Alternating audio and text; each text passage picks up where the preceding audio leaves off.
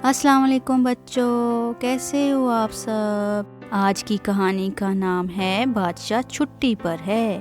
ایک دفعہ ایک چوہے نے شیر سے ملاقات کی ٹھانی۔ چوہا شیر کی غار کی جانب جا رہا تھا کہ شیر نے دور ہی سے چوہے کو اپنی جانب آتا دیکھ لیا اور آواز دی، میاں چوہے کس خیال سے نکلے ہو؟ چوہے نے جواباً کہا، جہاں پناہ سے ملاقات کرنے آیا ہوں۔ شیر نے چوہے سے پوچھا، ہاں میاں چوہے، کیا خبر ہے؟ چوہے نے کہا کہ مجھے اپنی پرنانی کی یاد آ رہی تھی تو سوچا آپ سے ملتا چلوں۔ شیر غصے سے بولا، میرے پاس کیا لینے آئے ہو؟ چوہے نے کہا، آپ سے بڑھ کر میری پرنانی کی قدر کس کو ہوگی، اس لیے کہ میری پرنانی نے آپ کی پرنانی کی جان بچائی تھی، شکاری کے جال کو کتر کر ان کو آزادی دلائی تھی۔ یہ قصہ سارا زمانہ جانتا ہے، اس کا ذکر تو کتابوں میں بھی محفوظ ہے۔ شیر نے کہا، ہاں بات تو تمہاری ٹھیک ہے، لیکن میں کیا کروں؟ چوہے نے کہا، جہاں پناہ، میں چاہتا ہوں کہ آپ مجھے 1 ماہ کی بادشاہت دے دیں۔ شیر چوہے کی بات سن کر ہنس پڑا، 1 مہینے کی بادشاہت سے کیا ہوتا ہے؟ تمہارا کام بھی تو دیکھنا پڑے گا کہ تمہاری پرنانی جیسی ہمت تم میں ہے یا نہیں۔ چلو 1 ماہ کی بادشاہت دے دیتا ہوں، تمہاری آئندہ نسل یہ بھی یاد رکھے گی۔ چوہا خوشی سے اچھل پڑا، اسے اپنی حیثیت سے زیادہ مل گیا تھا۔ سارے راستے شور مچاتا آیا، بادشاہت مل گئی، بادشاہت مل گئی۔ جنگل میں سارے چوہوں نے ناچنا گانا شروع کر دیا۔ اب 1 ماہ تک وہ جنگل کے سیاہ و سفید کے مالک تھے۔ کچھ ہی دن میں انہوں نے جنگل کا سارا نظام الٹ پلٹ کر دیا۔ جگہ جگہ بل کھود دیے، بات بات پر شور مچاتے، درختوں کی جڑوں کو کھود کھود کر خرگوشوں کے بلوں تک جا پہنچے، دوسرے جانوروں کی زندگی جس قدر عذاب بنا سکتے تھے بنا دی۔ تب مجبوراً سارے جانوروں نے سر جوڑا اور شیر کے پاس گئے، چوہوں کی شکایت کی۔ شیر نے کہا، میں تو چھٹی پر ہوں۔ اب تمام جانور اکٹھے بیٹھے اور ان میں یہ طے پایا کہ بلیوں سے رابطہ کیا جائے، کیونکہ چوہے انہی سے ڈرتے تھے۔ بلیوں کے سامنے بادشاہت سنبھالنے کی درخواست پیش کی گئی۔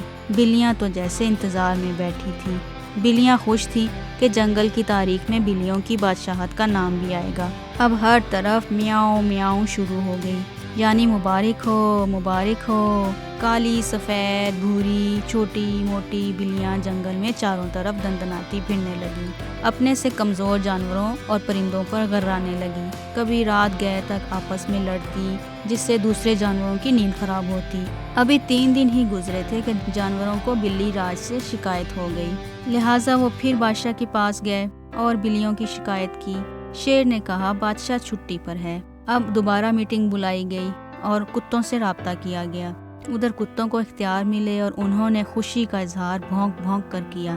آس پاس کے جنگلوں سے اپنے تمام رشتہ داروں کتوں کو بھی بلوا لیا۔ بلیوں نے تو کتوں کو دیکھتے ہی راہ فرار اختیار کر لی۔ یوں جانوروں کو بلیوں سے نجات مل گئی، مگر 24 گھنٹے کتوں کی بھوں بھوں نے ان کا سکون غارت کر دیا۔ کتے بلیوں سے زیادہ بڑی مصیبت ثابت ہوئے۔ وہ خوش ہوتے تب بھی آپس میں لڑتے، میٹنگ کرتے تب بھی لڑتے، یہاں تک کہ کھاتے پیتے کھیلتے کودتے وقت بھی لڑتے۔ گویا جانوروں کے لیے نیا عذاب تھا، لہٰذا وہ ایک بار پھر شیر کے پاس گئے۔ بادشاہ نے وہی کہا کہ بادشاہ چھٹی پر ہے، اپنے حالات خود سنوارو۔ ایک بار پھر میٹنگ ہوئی۔ اب کتوں سے چھٹکارے کے لیے بندروں کے پاس گئے۔ بندروں کو جب موقع ملا تو انہوں نے اپنی شرارتوں کے ریکارڈ توڑ ڈالے۔ چند دن شرارتوں میں کٹ گئے۔ اس کے بعد بندروں کی زور زبردستی شروع ہو گئی۔ جس کو کوئی کام نہ ہوتا وہ پھول پھل پودوں کو نوچ نوچ کر جنگل کا حسن بگاڑتا رہتا۔ پرندے ان کے بھی خلاف ہو گئے۔ پھر ایک ایک کر کے سبھی کو شکایت ہو گئی۔ یوں پھر سے سوچنا پڑا کہ اب کسی بڑے جانور کو اقتدار سونپنا چاہیے۔ اب ہاتھی کی باری تھی۔ ہاتھی چونکہ دیکھنے میں ہی بھاری بھرکم اور طاقتور لگتا ہے، لہٰذا اسے حکمران بنانے کا فیصلہ کیا گیا۔ اس طرح اب بادشاہت ہاتھیوں کے پاس آ گئی۔ چند دن تمام معاملات ٹھیک ٹھاک چلتے رہے۔ جانوروں کو سیدھا رکھنے کے لیے ہاتھیوں کی چنگاڑ اور جسامت ہی کافی تھی۔ اسے دور سے آتا دیکھ کر ہی جانور سہم جاتے، چنگاڑ سن کر کانپنے لگتے۔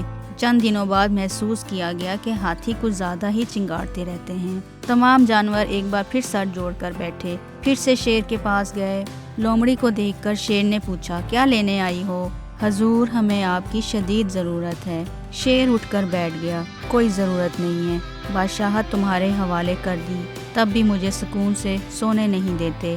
چلو جاؤ یہاں سے، میں چھٹی پر ہوں۔ تو ایک جانب سے آواز آئی، حضور ہمیں معاف کر دیں۔ کس بات پر معاف کر دوں؟ تمہاری ناسمجھی پہ۔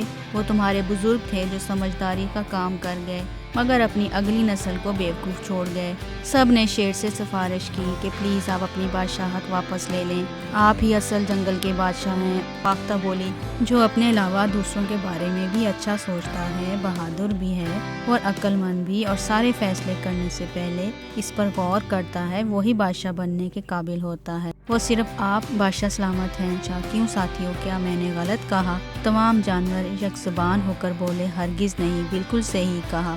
جانوروں کی تالیوں کے شور سے سارا جنگل پھر گونجنے لگا۔ تو بچوں، کیسی لگی آپ کو یہ کہانی؟ مزے کی تھی نا؟ پھر ملیں گے ایک نئی کہانی کے ساتھ۔ اللہ حافظ۔